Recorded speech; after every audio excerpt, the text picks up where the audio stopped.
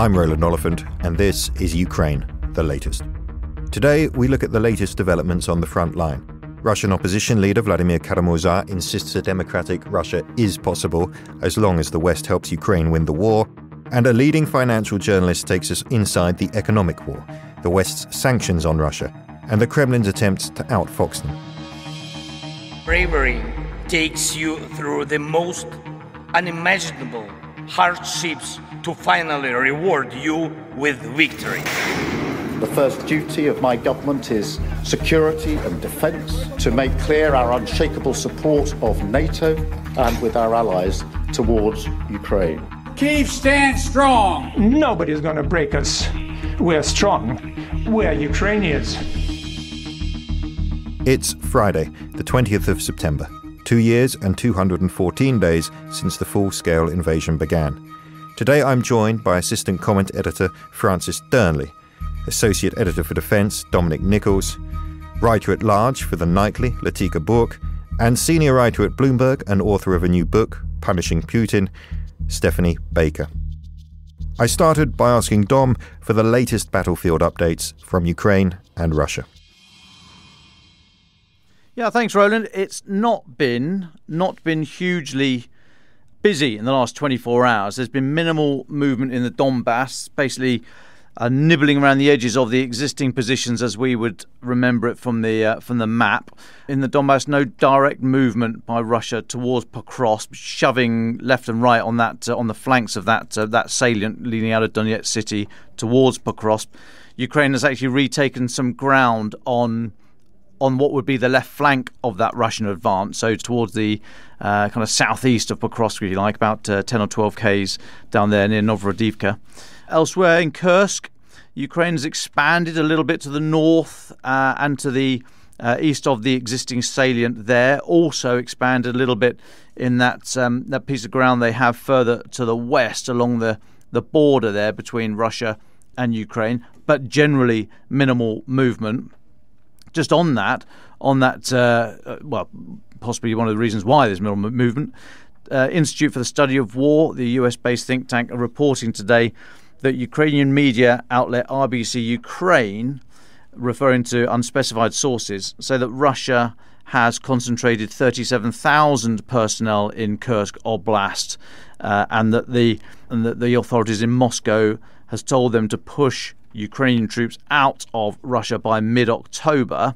Now, the sources speaking to RBC Ukraine said that Russia is trying to build up a 5-to-1 manpower advantage over Ukrainian forces before launching any kind of, generally in that kind of country, so open rural countryside, you shouldn't really attempt to attack in anything less than a 3-to-1 advantage. That goes at least double that in an urban environment, because with all the buildings and the roads and the alleyways and the basements and the underground passageways and all the rest of it, it's just an absolute, it just hoovers up personnel, especially infantry.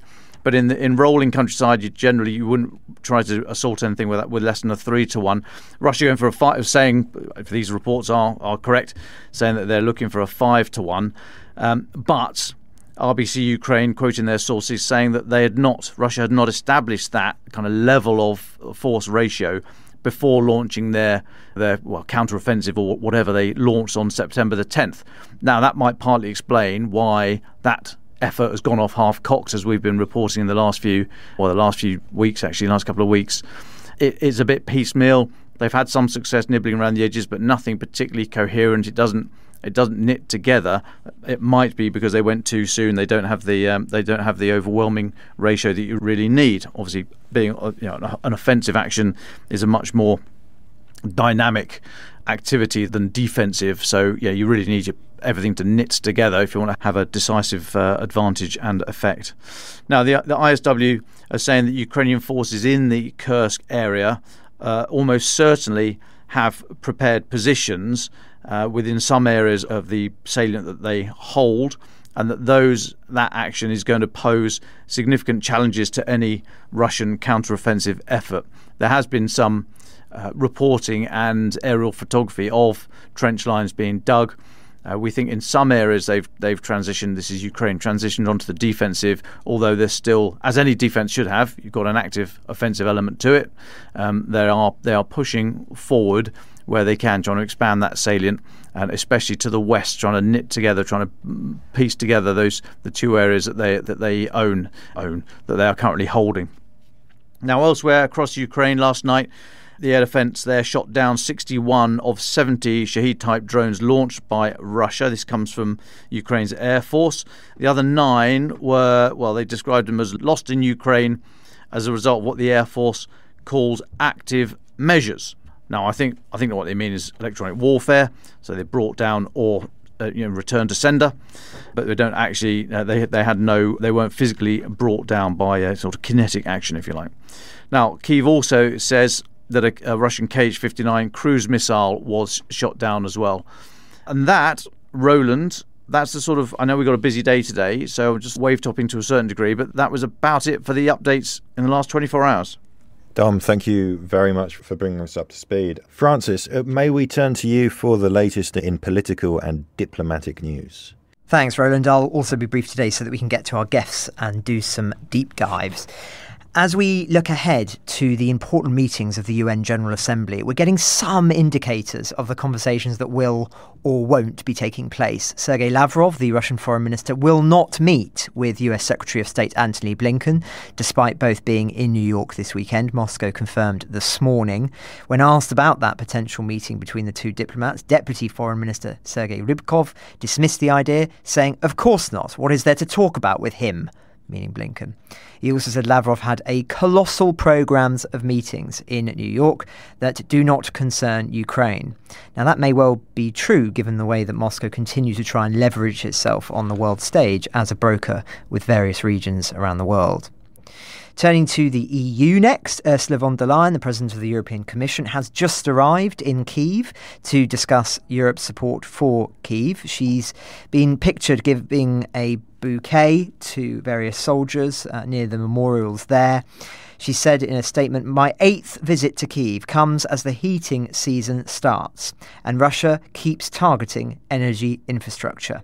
Russia has, she says, obliterated Ukraine's energy infrastructure, knocking out a total of 9 gigawatts, which she said was the power equivalent of 3 Baltic states. She adds that the EU hopes to restore 2.5 gigawatts of power generating capacity and will also increase exports to top supply a further 2 gigawatts. Yesterday, she said that the 160 million euros collected by the freezing of Russian assets, something, of course, we've talked about extensively in the past, would be allocated to meet Ukraine's humanitarian needs for this winter.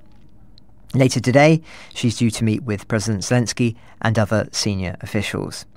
Now, just on the energy infrastructure issue, we learn it will be discussed when energy ministers of the G7 and other smaller countries meet on Monday. Antonio Tajani, Italy's foreign minister, said there will be an enlarged G7 energy meeting next Monday because we have to guarantee Ukraine the preservation of its energy network. So evidently that continues to be a huge priority as autumn-winter sets in, as we've been reporting for some time now.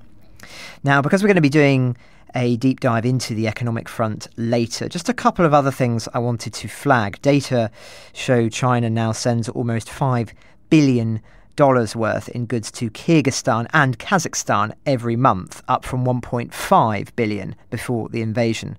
Now, either those countries are having an economic glow-up, something that I know Dom longs for, or what we all know to be true, that those goods are being sold on to Russia. China, of course, is a huge enabler, but so are those Western countries not putting a stop to this practice of selling their goods to third parties, third countries, that then get sold on. And finally, I just wanted to draw attention to a long read in The Guardian by Tom Burgess from last week on how oligarchs took on the UK fraud squad and won. It's a fascinating read on economic skullduggery, which predates the war, and how, as he says, a routine investigation into a multinational called ENRC became a decade-long saga that rocked the UK's Financial Crime Agency. For those following closely economic warfare, it's an essential read in just how these processes work in practice and how difficult it can be to connect the dots. It took Mr. Burgess years, and it's still an ongoing saga. But more on the financial conflict with Stephanie very shortly. Francis, thank you very much. I'm glad you mentioned that piece by Tom Burgess in The Guardian. I just had it open on my computer before we came in. I haven't had time to read it. But on that note, if I may, I found myself on a tube this morning sitting next to a woman who was reading Oliver Buller's Butler to the World, which I must say, if anyone hasn't read that, that is really gets into the nitty-gritty of this question of how, financial skullduggery is carried out in the City of London and so on. Highly recommend. Francis, thank you so much for all of that. Let us now turn to our two guests. We've got two guests today. I'd first like to turn to Latika Bourke. Latika, welcome to Telegraph Towers. You are let me get this right, because I know you've changed jobs recently. You are the London-based writer-at-large for the Australian publication The Nightly. And if no one's heard of The Nightly, don't worry, neither had I. It's a very new thing. Tika might tell us about it. There's a lot to get into. I'd really like to ask you about the kind of attitude to the war in Australia, the Australian view of what's going on in Ukraine. But let's do a little bit of an old-fashioned, straightforward journalism. You've just come from a press conference, I believe, with Vladimir Kara Murza, one of the Russian opposition leaders who was jailed and then released last month, I think, in a prisoner swap. Can you tell us about that? What did he have to say? Yes, it's great to be back on Ukraine the Latest. Hi, guys. It was a really fascinating press conference. It went for 90 minutes. It was hosted at the Rusi think tank down there on Whitehall. And it was a fascinating conversation because Kara Murza was less so much reflective on his time spent in incarceration. He did detail some of how he spent his days walking in circles around this tiny cell, speaking to nobody. He was much more feisty and fiery, as you can imagine, about what the future now holds for him. He had come straight from having a breakfast meeting with Prime Minister Keir Starmer and the Foreign Secretary David Lammy. He thanked both of them for their advocacy of his case, but did have some sharp words for the West when it came to their timidity on arming Ukraine. He said repeatedly that Putin could not be allowed to win the war.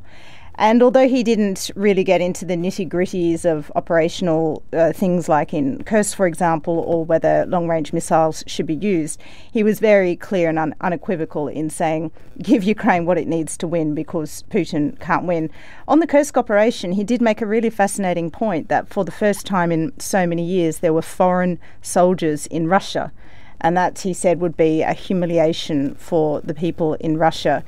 He was quite rosy-eyed, I think, and this was met with a lot of scepticism in the room about what would follow should Putin be defeated and fall. And he was saying, well, we would then have a democratic movement, we would have a parliamentary democratic system in Russia that people have always dreamed of. He hit back very strongly at suggestions from an Italian reporter that actually this system of czars and one-woman rule in Russia is really the system that exists and lasts and sustains in Russia as compared to anything democratic. He really did take a strong objection to that. And I guess one of my questions to him, which I was fascinated to see his opinion on, was whether he thought his release and the release of his co-prisoners was vindicating this strategy of Vladimir Putin and that we see of other authoritarians in snatching journalists, in snatching innocent people off their streets and then using them in hostage diplomacy. And to that, he was actually very robust in saying this is not the first time that these sorts of prisoner swaps happen, and absolutely Western governments should see this as saving lives, saving 16 human lives in this instance. And then he's very, very strongly backed releasing prisoners, even if one or some of those prisoners had been taken in a clear case of hostage diplomacy. He said Putin would not stop arresting people off the streets if we kept him and his co-prisoners and, of course, the Wall Street Journal, Evan Gershkovich, in jail. Thanks very much for that, Latika. I think it's fascinating. You've kind of anticipated a couple of my questions because, of course, there are two kind of criticisms that liberal opposition leaders from Russia face, and one of them is that they don't seem to worry or care about the Ukraine war as much as they ought to. But you say that he was very robust in saying Ukraine needs to win and needs to help to win. And also that he hit back at the other criticism, which is like, look, you guys, you don't really represent Russian society. You've always been a minority and you're not going to shift the dial when Putin goes. There's kind of two follow-up questions I wanted. I'm sorry to throw them both at you. One is I was wondering if you could unpack a little bit more of what he said about that. You said he pushed back strongly at this idea that Russia is inevitably going to be ruled by authoritarians. I'd like to know a bit more about that. And also, how was he? I mean, he's just done 11 months in prison. It's not his first time. They tried to poison him and kill him a couple of times. I mean, how did he look? What kind of condition is he in? Yeah, I'll take the second question first because I saw him just a couple of weeks ago speaking in Prague at the Globsec conference, and that was actually his first public speaking appearance.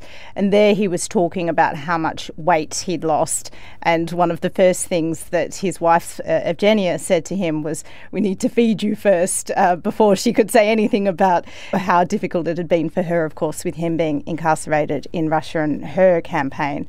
Now, he actually looks like he had gained a lot of his health and his weight back. He looked very fit. He was certainly much more energetic than I've seen him, and he was very much raring to go in this press conference. He took head on every single question.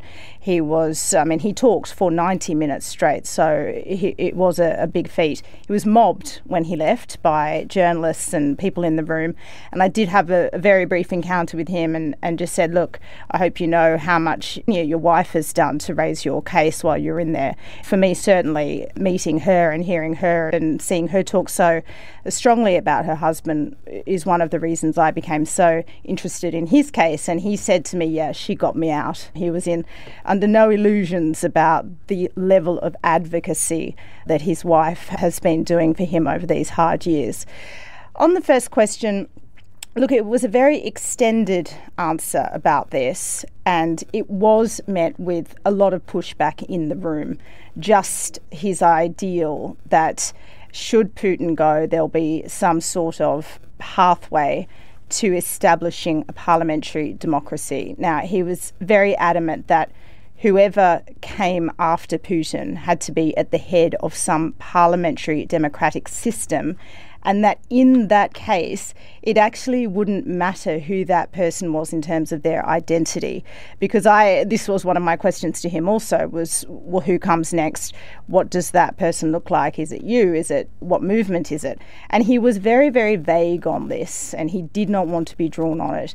But he was very adamant that it would be some sort of parliamentary democratic system that would be formed in any sort of aftermath. Now, again, this was not a suggestion that I don't think was taken overly seriously in the room. I think most people thought that he was living under some very optimistic illusions there.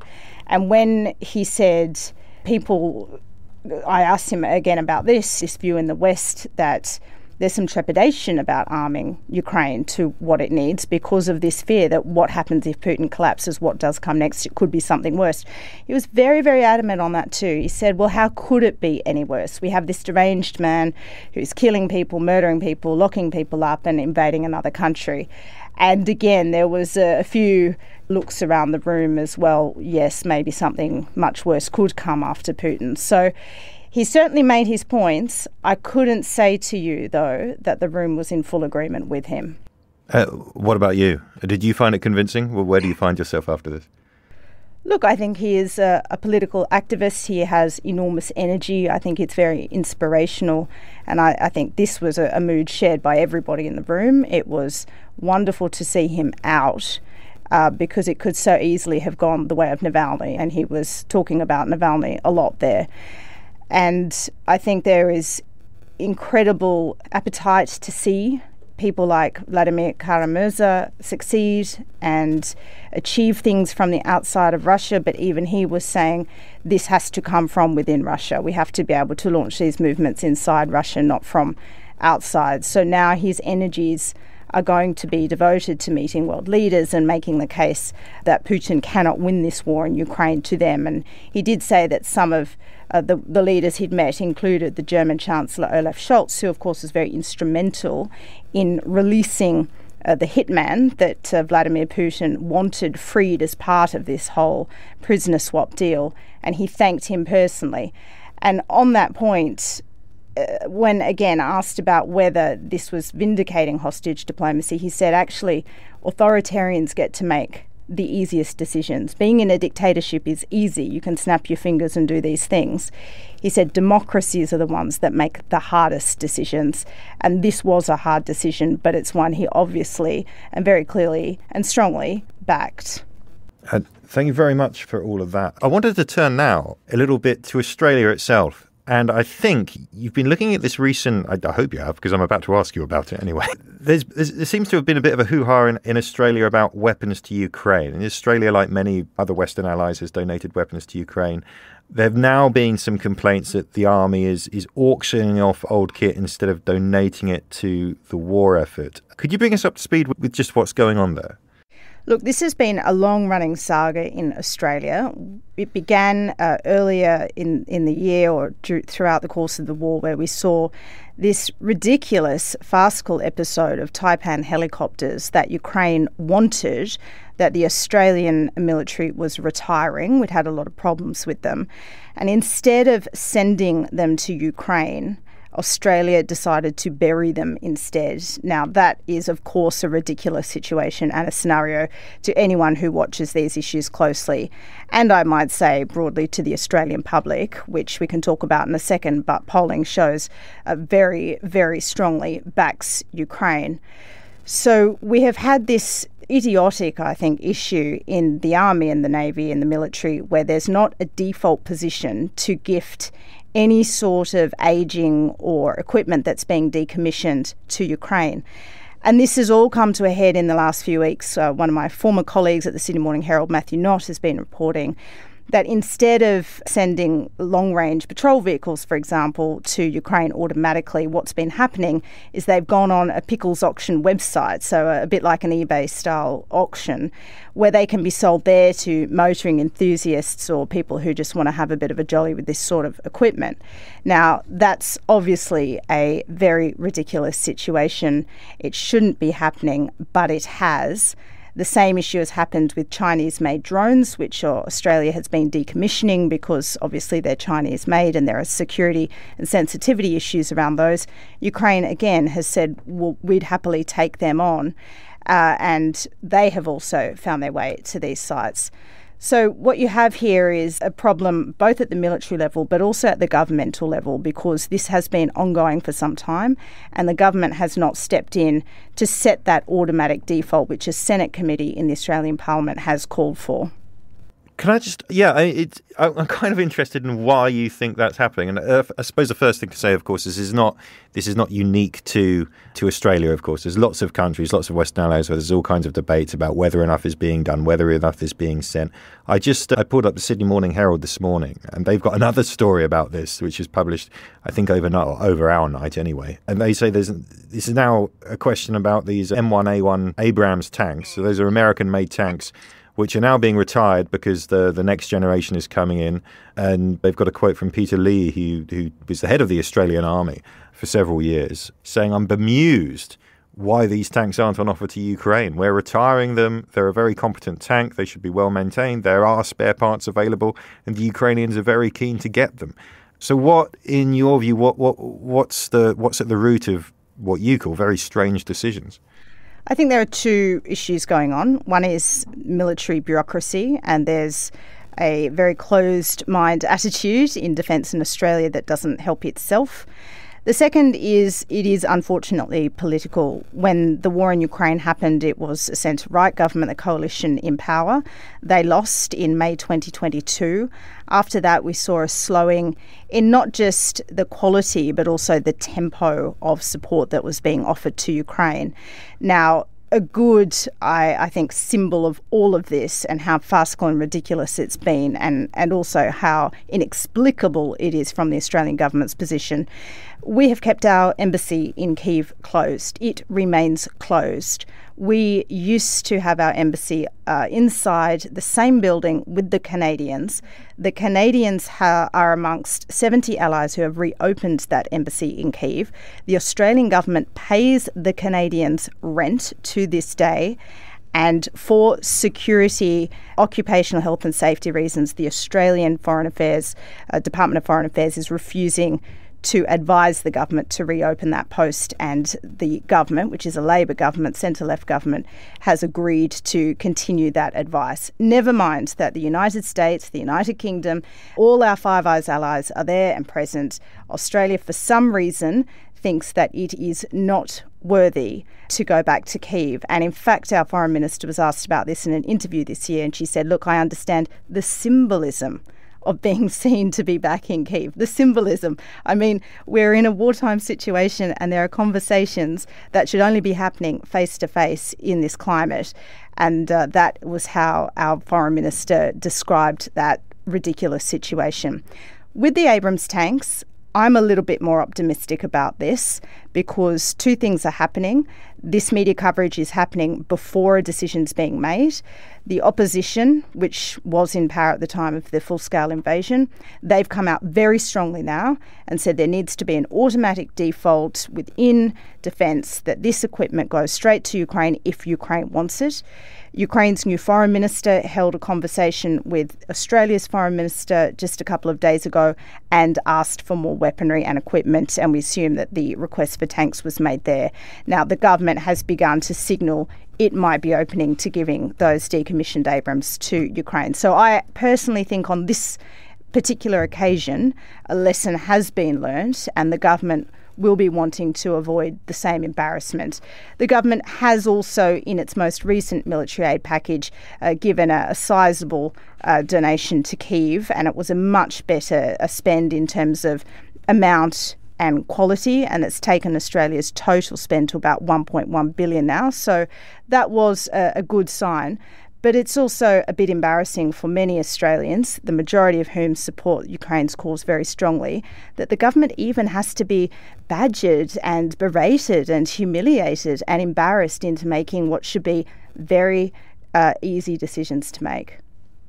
That's all really interesting. I was wondering, I know we've been going on for a while. I just want to squeeze in one question following on from that, if I may, which is really that, look, Australia is obviously very much part of the broader Western alliance, let's put it that way, on Ukraine's side. It's an ally. But within that alliance, we know there's huge variations in national attitudes, and not just attitudes from governments, but attitudes from publics. I mean, I think probably we can say in Britain there's a pretty bipartisan political consensus about supporting the war, probably amongst the public as well. But we hear a lot about Ukraine fatigue in the United States. Within Europe, there's a difference between Poland and the Baltic states, and a bit more caution in Germany. And then, of course, Hungary has a completely different attitude to the war and so on.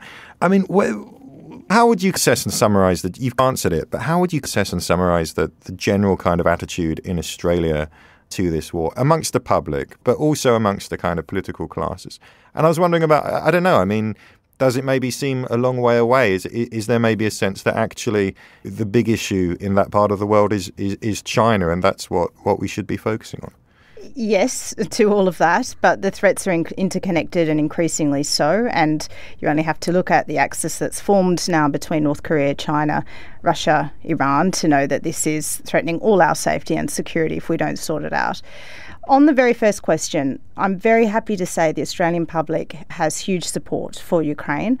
Polling has fallen to, I think, about 76% at the last check. That's down from 80%, so barely no movement. And, of course, 3/4 of society absolutely backing Australia, giving as much or more military aid to Kyiv, backing the reopening of the embassy. At the political level, I would say there is a reluctance from the government that's currently in power to do any more than it really has to. It's not that interested in it. The foreign minister hasn't visited Ukraine, for example. The prime minister has gone there once. So there's not a huge deal of interest where it could be showing a lot more interest. The opposition is very much committed to Ukraine, and if there were to be a change of government, which is not likely, but it's not impossible, I think you would see a big change in the way Australia was operating inside Ukraine, including from almost day one reopening that embassy. That's become something quite totemic. But in terms of the Australian public, they absolutely do support Ukraine, and you also have to remember that Australia lost around 30 people when MH17 went down. So there's scarring in the Australian community, and they know that these threats are closer to home, even when distance might suggest that they're not. Well, thank you very much for that, Latika. Now, moving on, we are all very pleased to be joined by Stephanie Baker of Bloomberg to discuss her new work on the economic war to bring down Putin. So inside the sanctions war, basically. Now, we're very lucky that Francis has read the book. So he is going to lead on this. Francis, over to you. Well, thanks, Roland. Stephanie, lovely to meet you. The book is called Punishing Putin and is, as Roland says, a gripping account of the sanctioning initiatives adopted by the West, with a particular focus on the decisions made by the key players. You have a very helpful summary at the beginning of the names and their role at the front of the book. First, perhaps you could just briefly summarise your background and why you decided to write this book. Right. So I got my start working as a reporter first in Eastern Europe and then in Russia in the 1990s. And that's when I ended up becoming a sort of business and financial reporter, because the story there was so largely about the economy and the transition away from state planning and privatization. I left and then just kept getting drawn back and did a variety of deep dive stories, often interviewing Russian oligarchs, reporting on the Sochi Olympics. But I also went to Ukraine. And in fact, I went to Ukraine probably more frequently in the run-up to the pandemic than I did to Russia, doing stories on Paul Manafort and Rudy Giuliani and their work there. So when the full-scale war broke out, I just knew this was the end of an era that, in a way, was the bookend to my career, that this 30 years of economic integration that Russia had with the West was going to come to an end, and that maybe there was a way to tell this story of not only the dramatic freezing of assets, but the shifting geopolitical environment and just the use of economic power against a nuclear power. We'll come back to the 1990s in a few minutes, because I find that really very interesting, and we have done some deep dives in it in the past, but now we've got somebody who was actually there and witnessing it, so it'll be fascinating to hear your perspective. But first, if we just look at the sanction war, this sanction war, as it were, you write in the book, in some ways Russia is too big to sanction. What do you mean by that? Well, the unique thing about this sanctions campaign is that it's quite different from the previous sanctions that we've imposed on countries like Venezuela or Iran. Never before has a country as big as Russia or an economy as integrated in the global financial system been targeted by such a large coalition of countries. Japan, Europe, UK, the US represent roughly half the world's GDP. So I think it was unprecedented in scope. The problem they kept coming up against was that the world was very dependent on Russia for certain supplies, notably oil. And I think that has been the central challenge facing the Western coalition. One of the key tenets of sanctions is you want to hit your target harder than you hit yourself. And the problem with trying to curb Putin's oil revenues is that risked a global recession. Taking Russian oil off the market would cause prices to spike, and no one wanted to add to inflation following the pandemic. And in particular, the Biden administration was quite reluctant ahead of 2022 midterms and now, of course, ahead of the presidential election. Well, the book covers day by day, sometimes hour by hour, the critical phases of the sanctions war. And at the beginning, I was quite struck when you were talking about the decisions that were being made before the full-scale invasion, because there were actually plans, and I certainly didn't realise quite the extent of how many plans were being talked about were the worst to happen. What's your understanding of why they decided not to do things preemptively before the full-scale invasion? Right. So there was debate amongst G7 leaders of how much do we, quote-unquote, show our hand? What do we reveal what we might do? Do we go ahead and do it ahead of time, or do we rely on so-called strategic ambiguity? And I think all the warnings, Bill Burns, the CIA chief, going to Moscow to warn of the economic consequences if Putin invaded, really fell on deaf ears, that the economic threats either Putin didn't believe they would happen or he didn't care. And that's the other part of this whole war, is how little Putin seems to care about the health of the economy, both in the short term and the long term.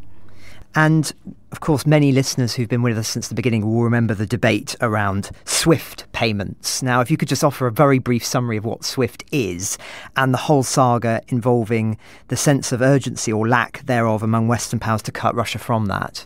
Right. So SWIFT is akin to the Gmail of the global financial system. It's a messaging platform that allows payments to happen globally. And there was a real debate and pressure early on in the war about kicking Russian banks off of SWIFT and how many to kick off. Boris Johnson ended up being a notable advocate of being really tough on SWIFT and kicking Russian banks out of SWIFT, in part because he had developed this close relationship with Zelensky, who was calling for SWIFT. It was one of the main things he was calling for. Even as his life was in danger, he was pushing for Russian banks to be kicked off SWIFT. Now, in the end, they kicked about 80% of Russia's financial sector off of SWIFT, but they allowed carve-outs for major banks like Gazprom Bank to allow payments for Russian energy to continue flowing. And I think that is, again, another giant loophole that needs to be closed. It was very striking as well, reading the book, how certain countries, of course, were obstacles to energy embargoes in particular. There's a very striking bit where you talk about Hungary's role and how, I'm quoting you here, a population of 10 million blocked an organisation, being the EU, that represented 440 million, in essence, around energy embargoes. It took months then for them to carve out the exemption for pipeline oil Orban demanded in order for him to agree for there to be any of those energy sanctions. How would you assess the harm done by those more Putin-friendly countries in the economic war?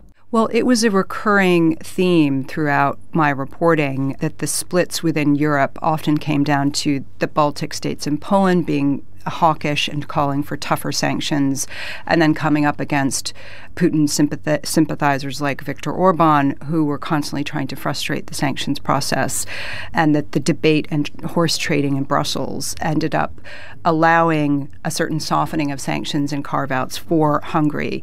Orban and Hungary relies on Russian oil. Its refineries are built for Russian oil. It's a bit of a cash cow, and has that carve-out has provided a loophole for Russian oil to get through. But I think that the larger problems with Russian oil revenues are to do with the price cap not being adhered to and not being properly enforced. If you recall, the EU pushed ahead with this innovative policy to try to limit Putin's oil revenues by barring Western services for oil traded above $60 a barrel. That worked for a few months, and then Russia built its shadow fleet and was able to get around it and transport oil to new markets like India and China. And we've covered the sanctions fleet in detail, the shadow fleet too. It's been a fascinating saga, and one that few initially predicted. In terms of oligarchs, one thing we've experienced over the course of the war is the nature in which oligarchs in European countries and Western countries more broadly have, in a sense, gone back to Russia and invested there. And you spoke about that. I just wonder, was there anything that could have been done to prevent that? Or do you think that was just a natural consequence of any sanctions war that was going to be adopted against Russia? So this was a huge debate. I think there were a lot of people who thought the sanctions could have been more effective at splitting some of the top Russian businessmen away from Putin. In particular, the Navalny group had advocated for that. I think it was a real moral dilemma.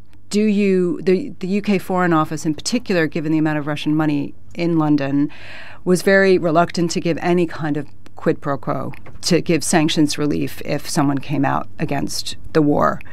And they offered this rather ridiculous proposition that the Russians could offer up their assets for Ukraine, but they weren't offering any sanctions relief in return. So you have to wonder what would be the motivation for anyone to do that.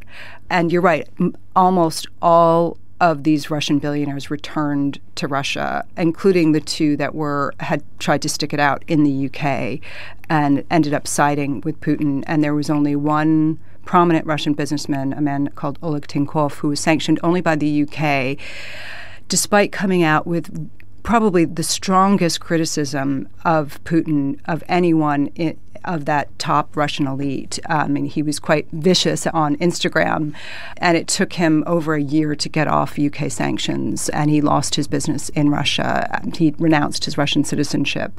I kind of went into his story as a sort of model of how this could have played out.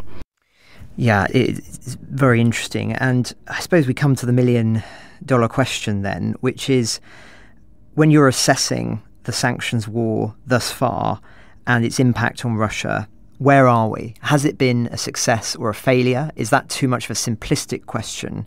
And more fundamentally, how healthy is the Russian economy under the bonnet, as it were? Right. Well, clearly the sanctions have failed in the sense that Russia is still waging war in Ukraine. And I think as time went on, the goal of sanctions shifted to trying to impose costs on the Russian economy and slow Putin down and undermine his ability to sustain and finance the war. I think in that sense, they have been a qualified, moderate success. They have cost Russia hundreds of billions of dollars. And I think one of the things I came across while writing this book was the constant refrain, oh, sanctions, they're not working, why bother? And I just began to realize that this was actually just a page out of Putin's propaganda. Putin doesn't want these sanctions. They are costing money. They are making it harder. So I think it's a hard argument to make that the sanctions could be working much better, but that doesn't mean we should be giving up. I think the Russian economy is beginning to feel the heat.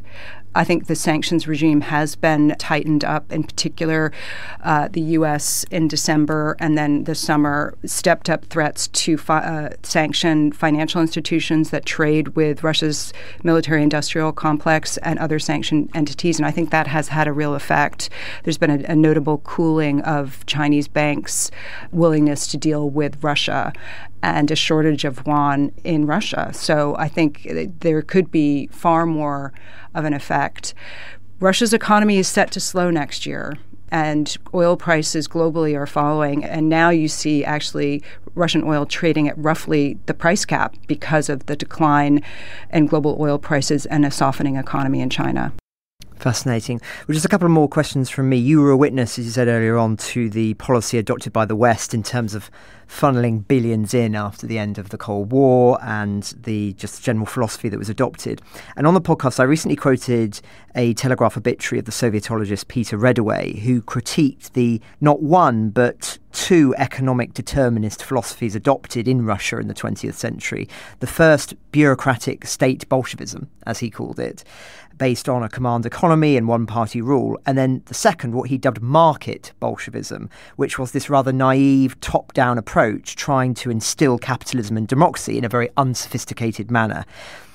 Do you think that analysis is fair?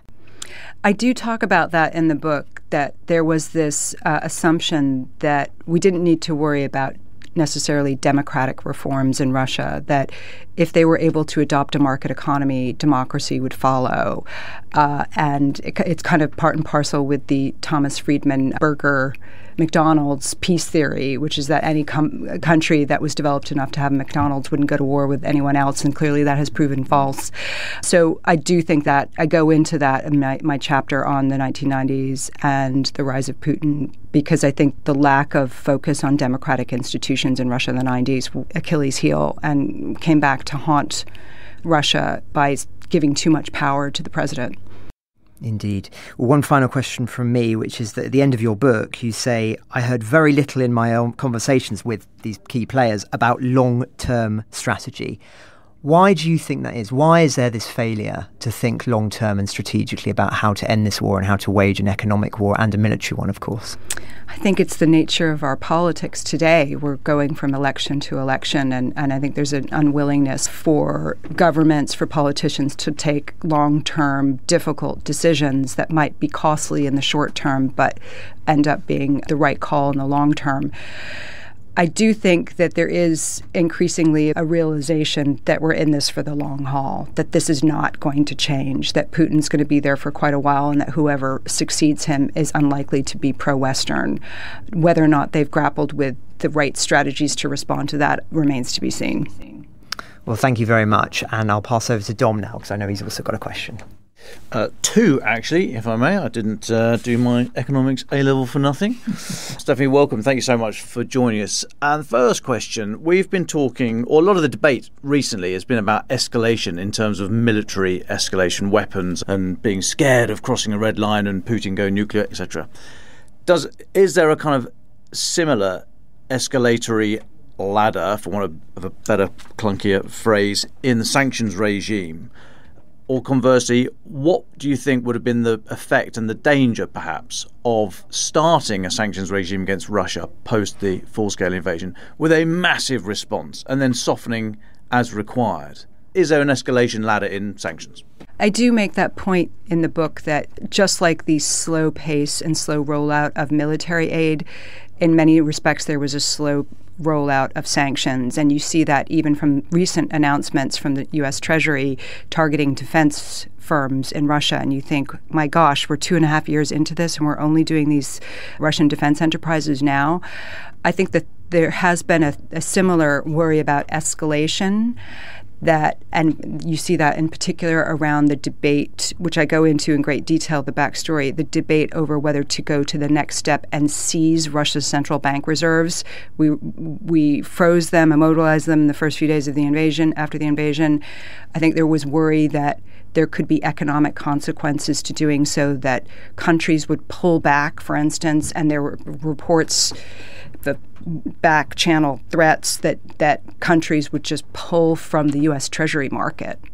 And you see those fears in particular in Europe now, that there is real concern that if they go that next step, that it could be a threat to the euro and undermine the willingness of countries to hold the euro as a currency. Thanks. And just finally from me, if you look at the response, the global response in terms of sanctions towards Russia, if there are, or what lessons are there for a potential sanctions regime against China in the event of aggression against Taiwan or elsewhere? What would your advice be for policymakers today who are grappling with that issue? Yeah, it's a good one. I get that a lot. I mean, my book is called Punishing Putin. Ostensibly, the sanctions are meant to not punish, but to elicit behavior change. But in reality, I think that has proven to be incredibly difficult. I think when it comes to China, they've seen how this whole war is played out. They've seen the economic costs imposed on Russia, and they've baked that in, I think, to some degree. I think they are looking very carefully at what happens in Ukraine, and that if Ukraine loses and there is some sort of sanctions relief, for instance, as part of some ceasefire deal, I think that will be treated as a green light, really, to go ahead with any kind of blockade or invasion of Taiwan. I think the main lesson is that sanctions is a limited tool unless you want to incur costs in your home economy. And I think just as Russia proved difficult to sanction because it was such a major oil exporter, I think China will be very difficult to sanction because it's such a major global manufacturer. It accounts for something like a third of global manufacturing capacity. And so I think it'll prove even more difficult to impose the kind of economic isolation that we've tried to on Russia. Stephanie, thank you very much for all of that, and Francis for leading that discussion. I think we should go to final thoughts. We're running out of time. Stephanie, I was wondering if I could squeeze in just one tiny little question and ask you to answer it as quickly as possible. And it may sound a little bit frivolous, but going back to what you were saying about SWIFT, people following the news will have seen this dramatic shootout in Moscow the other day, a battle for control of wild berries, Russia's kind of equivalent to Amazon and so on. There's a lot of backstory here. It involves a disputed merger with another company. Part of the justification for that merger, we're led to believe, it has been reported, in fact I think it was Bloomberg reported it, was that they'd gone to the Kremlin and said, look, let us do this because we will create an alternative to SWIFT. We will rebuild a system so we don't need SWIFT. I was wondering very quickly, would you be able to say whether you think that is a credible thing that could be done? Well, actually, and I go into this in the book, that Russia started building its own alternative to SWIFT even after 2014 because it viewed there had been threats at the time to kick Russia out of SWIFT, and they knew that was coming. So they've already made quite a bit of headway to build their own payment system to limit the damage of Western financial institutions leaving and being kicked out of SWIFT. I think there are limits on Russia's ability to do that because let's face it, Russia still wants dollars and euros. Its populace does not want to hold its savings in rubles because it has not been a stable currency. It's not, and no one wants to be holding Chinese yuan or Indian rupees. So I think that despite all these efforts of Russia to build its own payment system, to establish alternative payment systems with both China and India, I think it is going to face some degree of limits because neither of those currencies are fully convertible or dependable, and it has some inherent limitations. They've turned to things like cryptocurrencies. There's even been talk between Russia and China of reestablishing barter, and that shows, I think, the limits of trying to operate outside the U.S. dollar system. Stephanie, thank you so much. It's been an absolutely fascinating discussion. We're getting to the end of our time, so I'd like to go to our final thoughts. Dom, could I come to you first, please? What would you like to leave us with this week?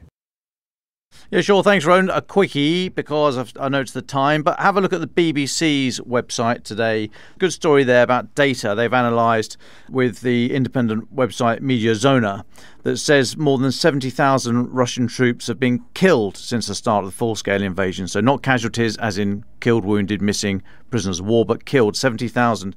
And notably, the BBC say that for the first time this month, for the first time, volunteers, that is civilians who've joined the armed forces after February 22, now make up the highest number of people killed on the battlefield. So this comes from BBC Russian, as I say, Mediazona. They've taken data from open sources, official reports. They've looked at the names of those killed from obituaries, photographs of funerals published in Russian media and social network. They categorise casualties into volunteers, then contract soldiers. That's often conscripts who then stay on either voluntarily or through some form of coercion at the end of their service. Mobilised, and that's citizens called up to fight who previously served, and PMCs, private military companies, and convicts. And they say that 70,112 Russian soldiers have been killed in Ukraine. They can count that way, but they do acknowledge that they say the actual number is probably going to be higher because a number of families wouldn't have shared their deaths, and they haven't been able to analyse names. They haven't not been able to analyse names of deaths in the kind of Donetsk and Luhansk regions, the militia there. So I just want to make the note, I mean, it's an interesting article anyway, but 70,000 dead. Ukraine are currently putting out the figure of 600,000 casualties, dead and wounded. That implies, if these numbers are correct, about a 9-to-1 wounded to killed ratio. And I think that is entirely possible given how we've seen Russia is waging this war with the so-called meat assaults. Now, always very difficult to get accurate figures, but I would just venture that if you trust the BBC Russia, which I do, and Mediazona, then these figures suggest that the data Ukraine puts out on casualty figures is likely to be in the ballpark. So when we see, it's very, very difficult to get figures, but when you see Ukraine putting out figures as they do pretty much daily, over the last 2.5 years, we've come to the opinion that they're not terribly outlandish. I think this is more evidence to suggest that they are stronger than that. So I think we are able to say with this work from the BBC and Mediazona that the figures that are put out regularly by the Ukraine's Ministry of Foreign Affairs and Defence ministries are probably in the ballpark. But an interesting article, Roland. I suggest people go and have a look at the BBC to take a look at it. Thank you, Dom. Francis, would you like to go next?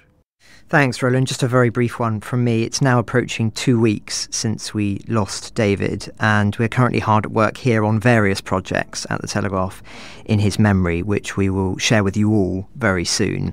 But to those who want to hear his voice again, and we know that many of you do from your letters and emails, I point listeners to a special episode put together of his best bits from the interviews and segments for our sister podcast Battle Lines, which he also created and steered at its very beginning. We'll add a link in the show notes to that, with thanks profoundly again to all of you for all of your support over this period. We honestly couldn't have done it without you, so thank you. But as I say, link in the show notes to that very special episode. I absolutely echo that sentiment. Latika, if you're still there, would you like to give us a final thought for this episode? I think just on that, on behalf of Ukraine, the latest listeners, it has been such a shock and a tragedy to see that news come through. I'll be listening to this episode with a lot of heartfelt feelings, and I think I could speak for the listenership that everybody will be doing the same. It was such a tremendous shock, and well done to you guys for continuing on. That means a lot to hear. Thank you very much. Stephanie, would you like the very final words? Well, in addition to Latika, my condolences for David. I was really shocked when I heard about the news. The only other thing I wanted to say was the news today that Ursula von der Leyen announced this 35 billion euro loan for Ukraine to try to get around some of the restrictions about U.S. demands for legal assurances that Russia's central bank assets would be frozen. I was in Ukraine in June. It's facing a very difficult winter. It needs much more money. Even back in June, there was limited electricity supplies. People were rushing home to take advantage of a half an hour of electricity. And I can't stress how difficult the coming winter will be for Ukrainians, given how much of their energy infrastructure has been destroyed. Ukraine needs a lot more money than 35 billion euros. And I hope that there is some resolution and that people can come together to find a way to get Ukraine more money more quickly. Ukraine the Latest is an original podcast from The Telegraph created by David Knowles. To support our work and stay on top of all our Ukraine news, analysis and dispatches from the ground, please subscribe to The Telegraph. You can get your first 3 months for just £1 at www.telegraph.co.uk/Ukraine the Latest. Or sign up to Dispatches, our foreign affairs newsletter bringing stories from our award-winning foreign correspondents straight to your inbox. We also have a Ukraine Live blog on our website where you can follow updates as they come in throughout the day, including insights from regular contributors to this podcast. We also do the same for other breaking international stories. You can listen to this conversation live at 1 p.m. London time each weekday on X Spaces. Follow The Telegraph on X, formerly known as Twitter, so that you don't miss it. To our listeners on YouTube, please note that due to issues beyond our control, there is sometimes a delay between broadcast and upload. So if you want to hear Ukraine the Latest as soon as it is released, do refer to podcast apps. If you appreciated this podcast, please consider following Ukraine the Latest on your preferred podcast app and leave us a review as it helps others find the show. Please also share it with those who may not be aware we exist. As the disinformation war ramps up, we are relying on your support more than ever. You can also get in touch directly to ask questions or give comments by emailing ukrainepod@telegraph.co.uk. We do continue to read every message. You can also contact us directly on X. You can find our handles in the description for this episode. As ever, we are especially interested to hear where you're listening from around the world. Ukraine the Latest was today produced by Giles Gear. Executive producers are Louisa Wells and David Knowles.